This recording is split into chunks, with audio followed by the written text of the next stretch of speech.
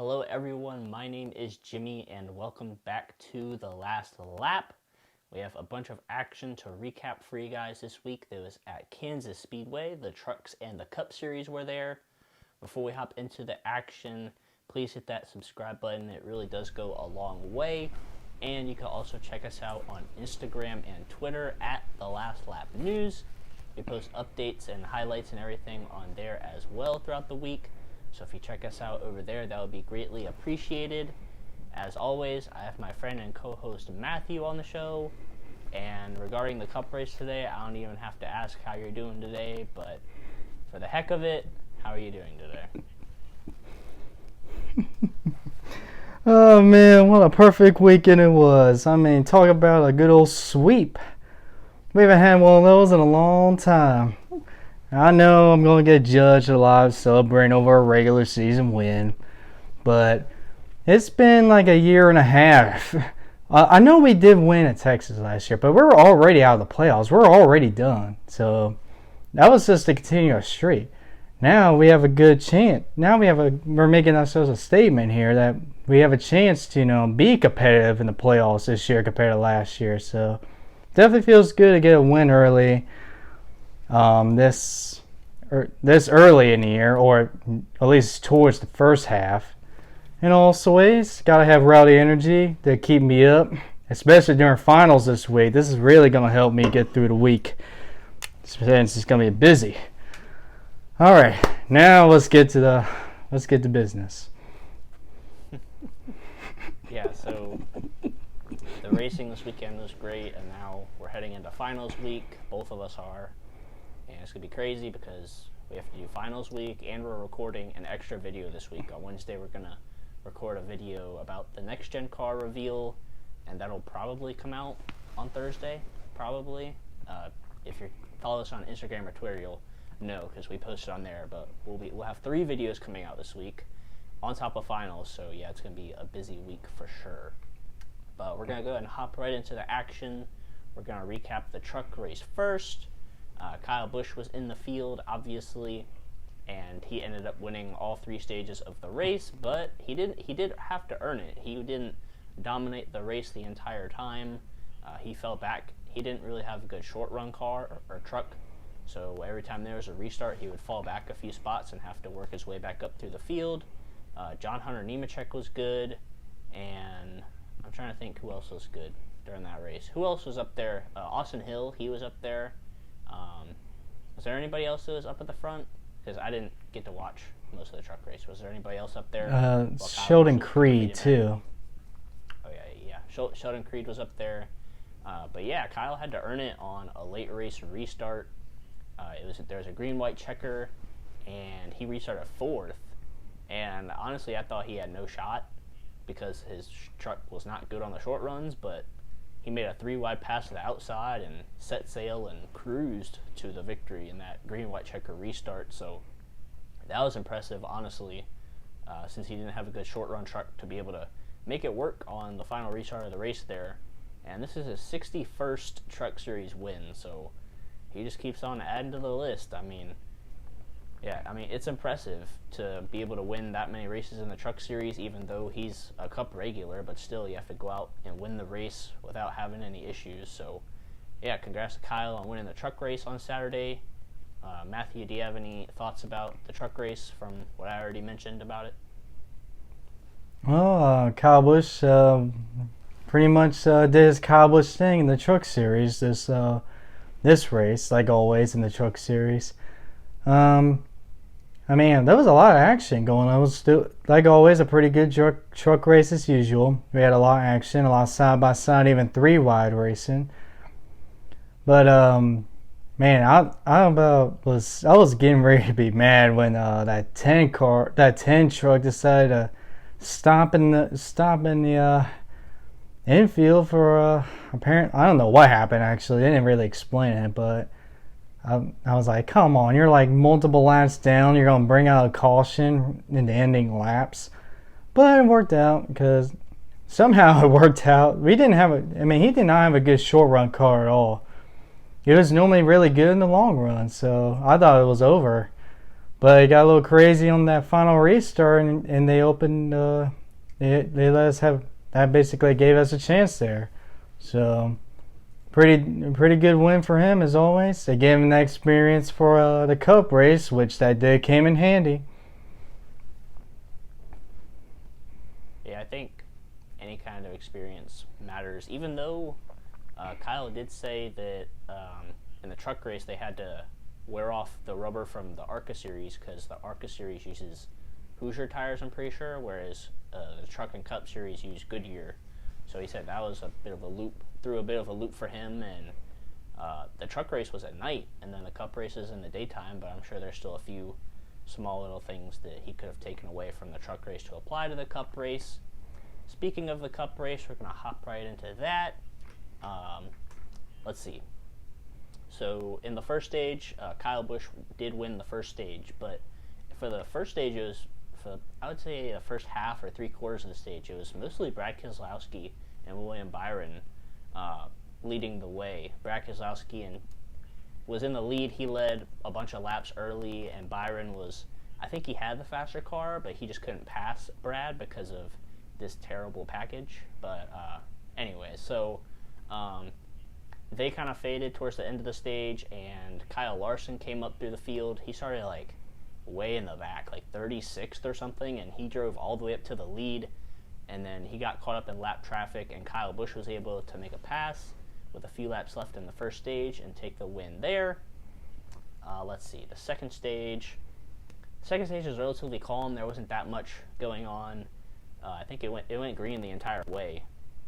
In the first stage, there was a competition caution, by the way. That was the only caution in the first stage. But in the second stage, it went green the entire way through.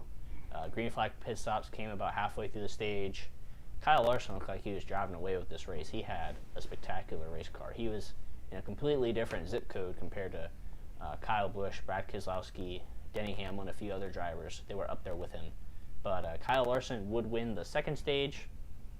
And then the third stage, the second half of the third stage in particular, are where things start to get crazy. There were green flag pit stops about halfway through once again because stages 2 and 3 were both, I think, about 80 laps. So about 40 to go in the race, everybody pitted for green flag pit stops and everything. But there was an uncontrolled tire by Tyler Reddick that rolled across pit road into the infield. And NASCAR decided to wait to throw the caution there. And Chris Buescher and Ricky Stenhouse, I believe those are the two drivers, they stayed out for a while to try to catch a caution because they thought NASCAR would throw it for a tire being in the infield. But NASCAR did not throw the caution, and Chris Buescher and Ricky Stenhouse eventually pitted. And then once they pitted, NASCAR decided to throw the caution for the tire.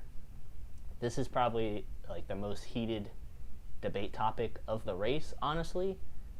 Like whether NASCAR, A, whether they should have thrown the caution in the first place, and B, like the timing of when they threw it. Personally, I think they made the right decision in throwing the caution, but they waited about 15 laps after the tire rolled into the grass to throw it. So in my opinion, I'm like, well, if you're going to throw a caution for it, do it right away, even if it's in the middle of green flag pit stops. But like, you're going to wait 15 laps, why throw it at all if you're going to wait 15 laps to throw it? So that's just my brief opinion on the topic. Matthew, do you have any opinion about that incident or anything else in the first half of the race so far? Well, sorry, but I wanted to say this before the video. I just remember this now, but I want to say my thoughts and prayers to the McClure family, as former Xfinity Series driver Eric McClure passed away earlier today. And I just want to give my thoughts and prayers to his family, his wife and children. I should have said that in the beginning of the video, but I did not remember until he was talking about the Cup race. So I apologize for that. And I want to say my thoughts and prayers to his family. And the one thing I do remember about McClure was that iconic Hefty car that was in the Xfinity Series. He also did make a couple Cup starts as well, like the 2015 Daytona 500. But I just want to say my thoughts and prayers first. And And now getting back to that subject, I don't know, to be honest. I guess they thought it'd be a good idea to lay all the cars, do the green flash cycle, so they don't have to worry about, more cars going to pit road. But I don't know. But it is what it is. Those cautions can be a little inconsistent, but it's just how they called it today.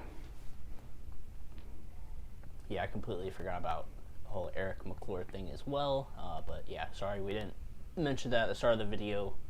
But yeah, thoughts and prayers definitely with his family. He was in his 40s, I believe, and yeah, it's unfortunate that he passed away. So thoughts and prayers to his family as well, like Matthew said. But we're gonna go ahead and continue on with the race. So that caution for the uncontrolled tire came out around 37 to go, right after green flag pit stops finished. So I don't know if everybody pitted after that. I think everybody did pit at that caution, and then after that, Denny Hamlin actually jumped out to the lead, and Kyle Larson was chasing him down, trying to catch him, and Denny Hamlin was coming off of turn 4, and he was carrying just way too much speed and tried to stay in the throttle, and he ended up hitting the wall pretty hard, and a few laps later he would blow a tire, and that would cause a caution to come out. And then there was a mixed pit strategy there after Hamlin got in the wall. I would say about 8 to 10 cars stayed out, and then everybody else pitted. Kyle Larson, Kyle Busch, I'm trying to think who else stayed out. I think those were the main two, and then people that pitted were Chase Elliott, Brad Keselowski, Kevin Harvick, I believe. Those are some of the guys that pitted, and they restarted about 10th, 11th, 12th, something like that. And once that caution for Denny Hamlin came out, it was cautions breed cautions all the way until the end of this race. There were 3 more cautions after that. There was one involving Christopher Bell, another involving Ricky Stenhouse, and I think there was one more. I think there were 3 cautions right after that. And throughout those cautions, Kyle Larson would continue to pick the outside lane as he was the leader, and he made it work one time, and then he lost the lead but got it back, and then the third time he chose the outside lane again and lost the lead again to Kyle Busch. So I think that's definitely one of the mistakes Kyle Larson made in this race after dominating it, is the restarts and what lane to choose, because the bottom lane would get a good run and momentum going into turn 1 and off of the turn 2. So I feel like that's where Kyle Larson kind of blew this race. But coming into the final restart, Kyle Busch and Ryan Blaney were on the front row, and then I think Brad Keselowski and Kyle Larson were on the second row. And it was Truex behind Kyle Busch. I'm sorry.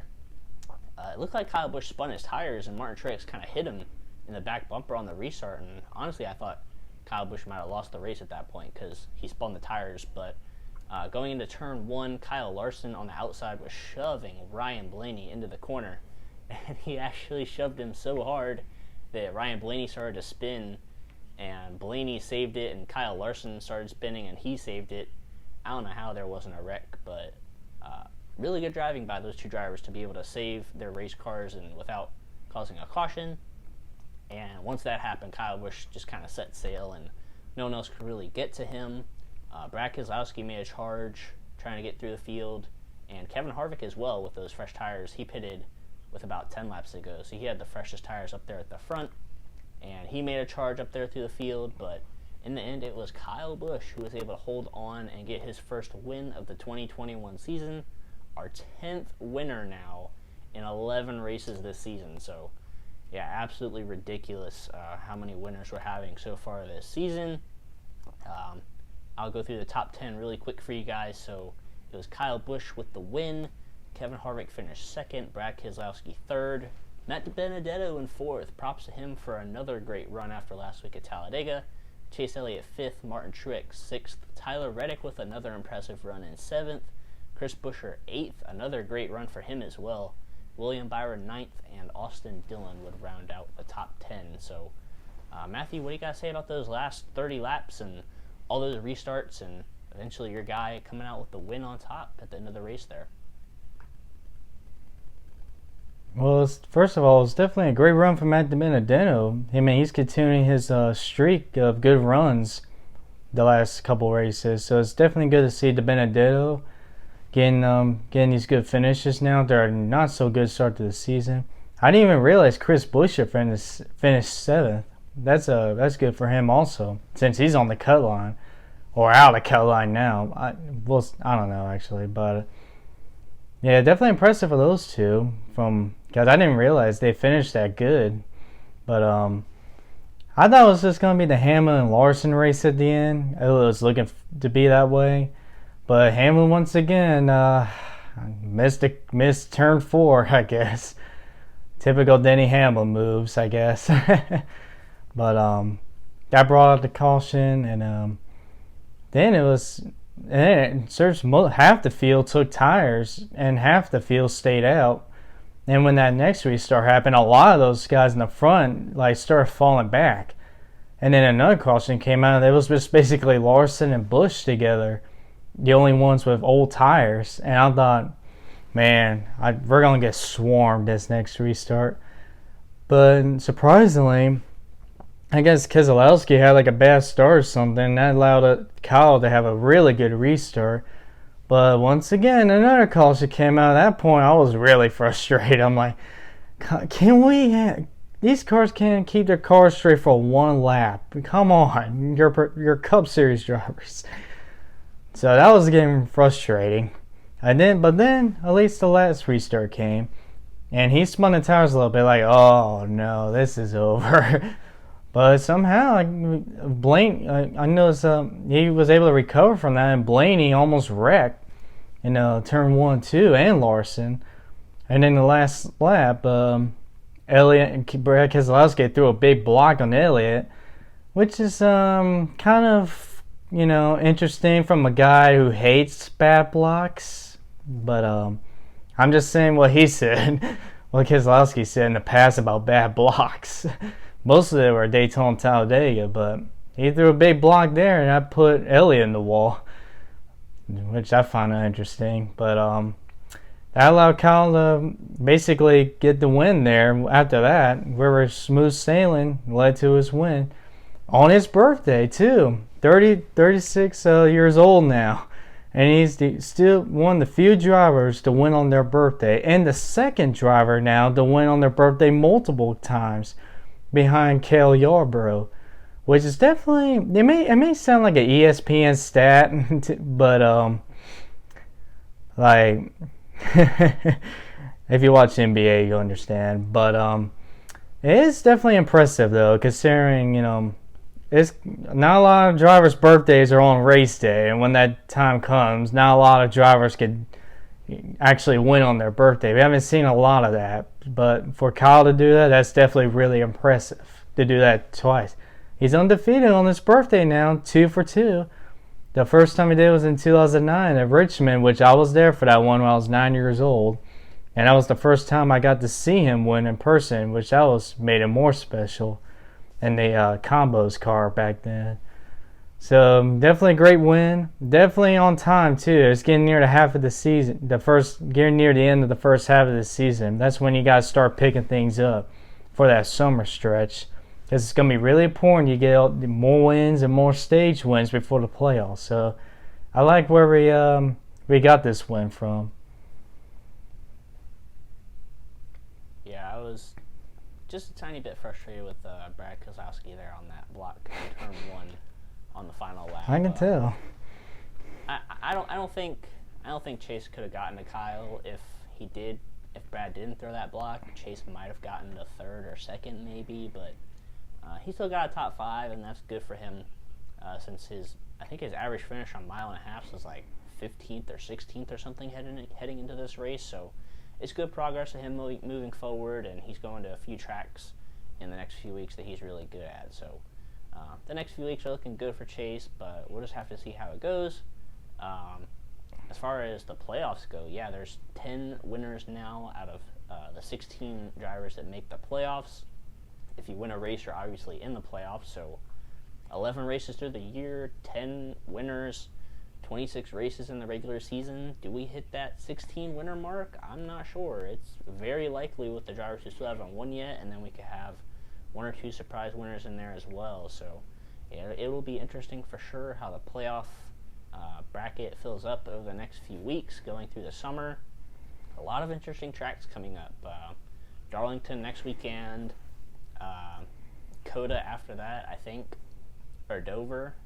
I think it's Darlington, Dover. Yeah, it's Dover, then Circuit Americas, and then the Coca-Cola 600. Yeah. So a lot of interesting races in the month of May. That'll be interesting for sure. But yeah, I think that's it for this episode. Do you have any other closing thoughts before we wrap it up? Well, we got to do our ratings first. Oh, yeah. Wow. I completely forgot about that. Thank you for reminding me. Yeah, we got to do our ratings and our fantasy picks. So as far as ratings go, honestly, at the start of stage 3, I was leaning towards like a 5, to be honest. And then action heated up there in the final stage. It seems like that's always the case with these races this year so far. Is that the first 2 stages are calm, and then like the last stage things just get crazy. So for that, I'm gonna give this race, I'll give it an 8 out of 10. I thought it was really good. The racing was really good in the first stage as well, even though Byron couldn't pass Keselowski, and then the end of the stage was pretty chaotic as well with the Kyle and Kyle show and the end of the first stage and in the third stage. So yeah, all the cautions at the end definitely made it interesting, especially with the varying strategies there with people on old tires and people on new tires. So I'm going to give the Kansas race an 8 out of 10. How about you? What are you going to rate it? Well, since my driver won, I'm getting a 10 out of 10. I'm just kidding. But I'm not going to be like that, trust me. I'm going to give it actually a 7 out of 10. The first stage was definitely really entertaining. I like what I saw. Like the top 4 were all together battling for the lead. Like Byron wasn't nearby. Keselowski was there. Larson was there. Busch was there. It was getting really interesting. The reason why I'm not giving it 8 out of 10 was the second half was kind of forgettable, to be honest. I mean, not much happened. It was just basically Larson dominating the race, dominating that stage. But the third stage picked up at the end when that caution came out with the tire. And then Hamlin basically choked on that turn 4, ruined his race. And then precautions after that. But other than that, I'll give it a 7 out of 10. Yeah, I feel bad for Kyle Larson. This is the second race this year he's dominated and didn't end up going to victory lane. But it's a good sign for him. I think he's definitely the best Hendrick Motorsports car right now, since he does have a win, and he's could easily have 3 wins by now. He could have won Atlanta, and he could have won today. So good progress for Kyle Larson, even though he didn't end up in victory lane today. And yeah, Kyle Busch ended up getting that win, boosting him into the playoffs. And we're going to do our fantasy really quick. So for the Cup race, neither of us picked Kyle Busch to win. The 1 week Matthew doesn't pick him, he wins, but it's all good. Your favorite driver won. I'm sure you would much rather take Kyle Busch winning than getting a fantasy point. But you did pick him to win the truck. You did pick him to win the truck race, though, so you do get a point for that. And that will make the score 5-4 now, coming out of Kansas. Matthew has 5. I have 4. What? Man, it's been a good weekend for me. Sweep the weekend and gain points. Man, hopefully the finals go the same way as this going. Imagine if you picked Kyle to win the Cup race, you'd be freaking destroying me. But yeah, you're perfect weekend for you. You sweep, you get a point. Now you're in the lead in the fantasy standings. So I don't think you could ask for a much better weekend heading into finals week. So yeah, I think that's. Do you have any other thoughts about the race this weekend, or maybe a brief thoughts on the next gen car coming out before Wednesday, or anything like that before we wrap it up? I mean, not much. Like I said earlier, I just want to get my thoughts on players to Aaron McClure's family. Like I said, I should have said that in the beginning. I should have just said that. But other than that, nothing much. I can't wait for the next gen reveal on Wednesday. I guess anybody who saw those leaks, we all know what that Ford looking like. I'm liking that Ford. Yeah, so the next gen car comes out on Wednesday. There's also an iRacing Pro Invitational race at Darlington this week. It'll be throwback week, so that'll be interesting. Maybe we'll give a few of our favorite throwback schemes going into the weekend or after or whatever. But that's going to wrap it up for this episode. We hope you guys enjoyed it. Like we said before, if you hit that subscribe button, it really would go a long way. And you can also check us out on Instagram and Twitter. But we will see you guys Wednesday or Thursday whenever we decide to upload the video regarding our opinions on the next gen car. But until then, we will see you guys in the next episode.